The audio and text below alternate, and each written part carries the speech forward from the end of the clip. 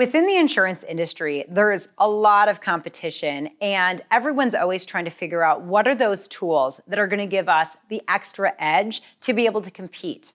And at Allstate, we've leaned into lots of different types of tools in the past few years, whether that's from using drone technology with our claims organization to investing in telematics and being able to gather data on our drivers so that we can better rate policies. So it's only logical that in the learning space, we'd be trying to figure out what are those tools that can give us the extra edge as well. We feel like Thought Exchange is one of the tools in our arsenal now that allows us to better connect with our employees and help them to learn faster from one another, that they can see those questions, see those comments that other people are having, and be able to say, I agree, that's what I need to know as well, so that we can become a lot more fine-tuned on our approach from the learning standpoint and be able to propel our employees faster into this digital revolution.